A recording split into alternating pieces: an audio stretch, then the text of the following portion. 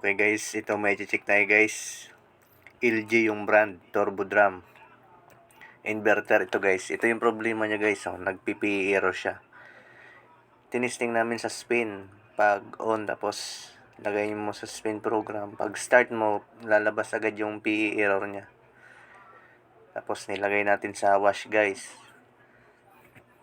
Tinisting din natin sa wash. Ayan guys, nag-PPE error pa rin siya. Pag PE error guys, yan, pressure switch error or yung water level sensor guys. Dito yan nakalagay sa likod sa mga LG, dito sa may bandang sa top cover niya, dito banda sa likod. Yan, may scroll lang yan diyan. Dalawa, tatanggalin lang natin.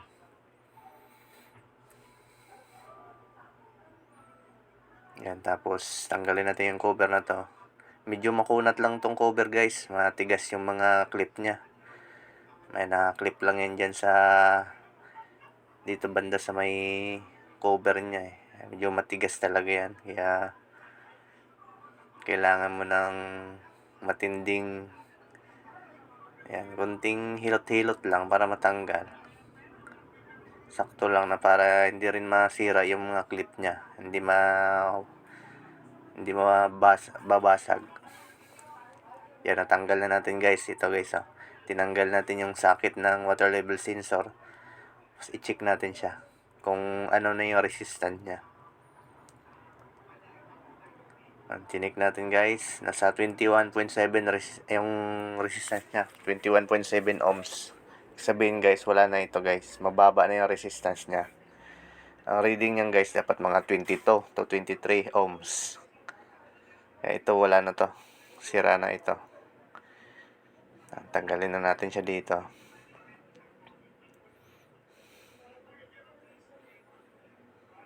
So, yung ipapalit natin guys, ito yung isa, yung kulay puti, yung universal na 3-pin. Pero ito guys, matitibay ito.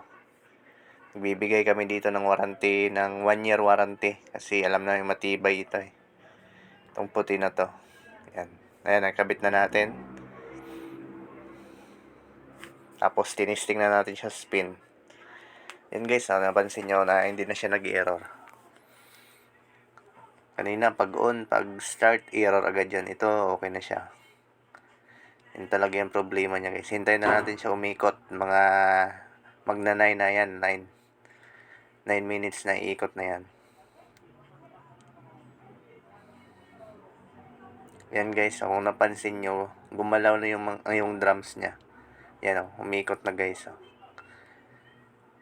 Yan.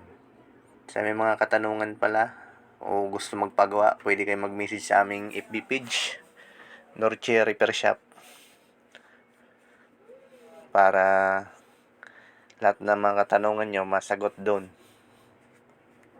Yan, tinisting na rin natin siya sa wash guys. Ayan, nagkakarga na siya ng tubig. Sa mga hindi pa pala nakasubscribe guys, i-subscribe nyo yung YouTube channel natin para magka-idea kayo sa mga sira ng inyong mga washing machine.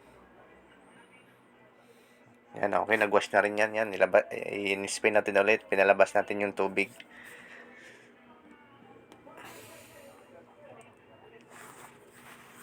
Yan, okay na ito guys. Hintayin lang natin siya ulit sa 9 kung iikot ulit.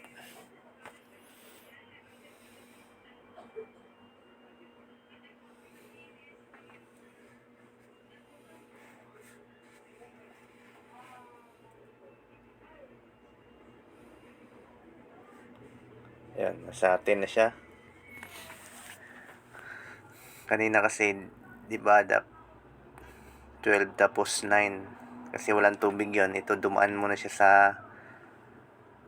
11, 10 kasi may tubig siya na laman. Yan, nasa 9 na siya. Dapat ikot na yung drums na yan. Yan guys, may ikot na siya guys. Okay, maraming salamat.